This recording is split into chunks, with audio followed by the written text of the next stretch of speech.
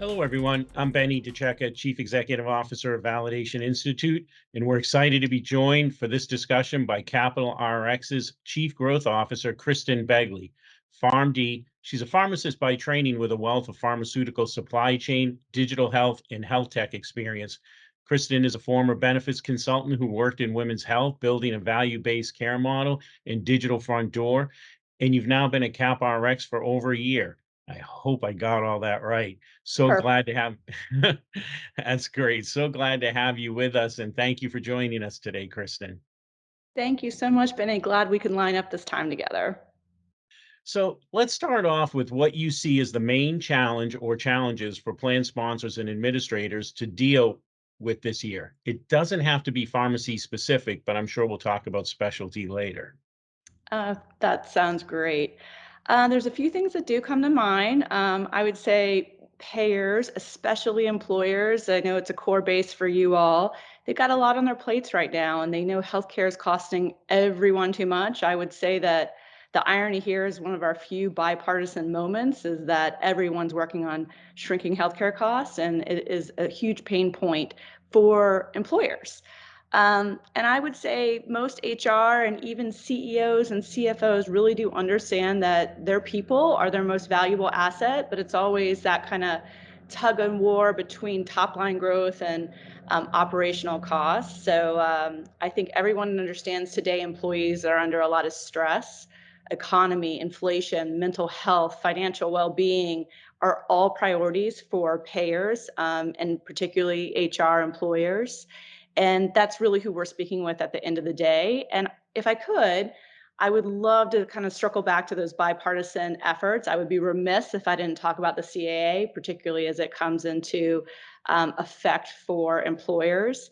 I feel like HR has really been dumped on the administrative task of being planned fiduciaries in the healthcare sector, knowing that their brokers are being paid appropriately, knowing that their vendors are not taking too much money too. So they really needed to become, data analytics, evaluate their brokers, and all the fees that have been earning. So it's really everybody's responsibility to understand total cost of healthcare. And we're just starting to see the tip of the iceberg when it comes to lawsuits coming out saying we're the buyers of our healthcare, much like the 401k issues that there happened many years ago, good fiduciaries of the plan and making sure that the premium increases weren't too high. So lots to do for payers right now. Wow. And we know the pharmacy benefit as a component of total spend consumes more planned dollars and resources every year, year on year. And Capital RX provided us data for 10 of your employer groups that had been with you for 1 to 3 years and have anywhere from 400 to 21,000 enrolled members. We've reviewed that and it satisfied the components to achieve a validation for savings, which complements your validation for contractual integrity. So, congratulations on that. But how can other plan sponsors achieve a negative trend? Ooh, that's a long discussion, and I'm sure the silver bullet everybody's looking for. But there are a number of things that a plan sponsor can make sure that they shrink the balloon. And what you're really looking for, and I'll touch on a few things, is an aligned partner, aligned vendors, whether it's medical or pharmacy, that are transparent. And we're all trying to push that back to that bipartisan legislation. And you can get to negative cost trend and be able to explain to your leadership, what is the volatility driving your cost up. So let's start off with the aligned partner. At Capital, we have a single ledger model that leverages acquisition cost on drugs, which is NADAC, which means we don't control what's a brand, what's a generic, what the cost of the drug is. It should be much more simple in the United States. And I think that some people that listen to this will probably know that we testified in DC not too long ago talking about the whole infrastructure. But the point of this is, can you follow the money trail with your PBM partner or your medical partner? Can you audit it? Is there two ledgers, is what we say? Is there a buy and a sell that you can't see? If that is the vendor partnership that you are committed to, you'll definitely have difficulties making sure that you're getting a fair price. Do you have clarity in rebates if I bring it back to pharmacy? Is everything flowing back to you? And the reason you should care about that is the moment your vendor partner makes money off of you spending more, it's a problem, whether that's on generic drugs, reclassifying drugs, whether that's on rebates. If they make more money when you spend more money, that is a really significant problem in the healthcare system. So you need to confidently be able to say, yes, I know, what money my vendors are making, and I can audit that. Trust is highly important there. Second, and this is where I'm going to be a dorky pharmacist, drug mix. Most people don't think about the fact that only 1.5% of claims drive 50% of their spend. Truly, your RFP should be down to the drug level.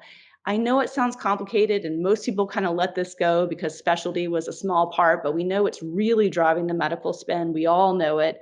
It's a complicated thing, but at the end of the day, you should be able to measure this. You should know, what formulary does my PBM have? What do the bidders have?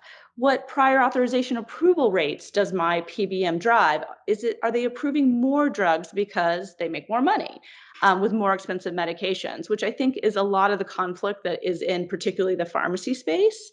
And by the way, again, to be the dorky pharmacist here, older drugs are safer. They've been taken by more people. So just because you see a commercial on TV doesn't mean that you should take that latest and greatest drug, because they've probably been used by less than 1% of the population. And there's always side effects. It takes us years and years and years to learn those things.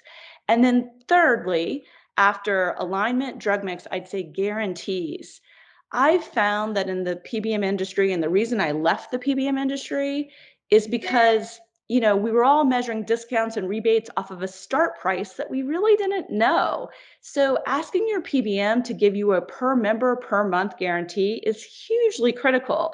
And frankly, your CFOs actually will know what you're talking about, because trust me, your CFOs absolutely know what they spent last year on healthcare, their PMPM. And if they had a vendor that said, this is what you're going to spend next year, and we're putting our fees at risk so that we can guarantee that you're going to spend this the following year, it's easy math for anybody to understand. So really important that you start pushing these vendors to have accountability on the total spend, because really they're the ones approving the drugs, they're the ones building the formularies, they're the ones doing the auto refills in the prescription drug space, where you may end up giving your employees 15 months of therapy instead of a 13 months of therapy, and you're the one that's paying for it. So these are all small things, but they really do add up. And the cost that pharmacy is in today, the trend that it's important that as fiduciaries of the plan, you're looking to this level in the RFP process. Well, I have to say, Kristen, you being a dorky pharmacist has given these people a lot of great information. So let's talk technology and how does that help improve cost and outcomes? So, no offense to all the dorky other pharmacists out there. I love being a pharmacist, so I will roll that back a little. But I will say, technology should be invisible.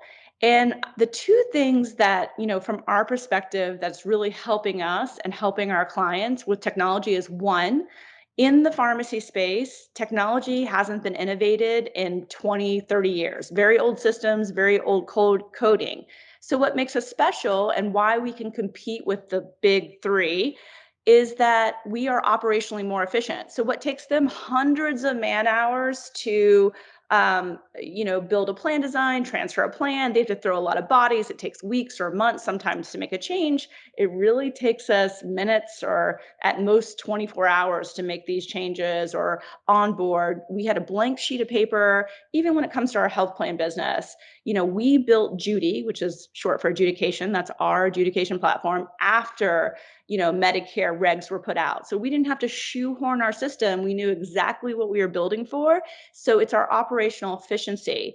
But okay, that's a little boring. So I'd say the most important thing is the member experience, our call center, all of our systems. It's one seamless adjudication platform, from eligibility to member cost share to clinical programs. We even can let other vendors outside of us approve medications if, say, it's a concierge vendor that they would like to have control of prior authorizations, or it's the health system themselves.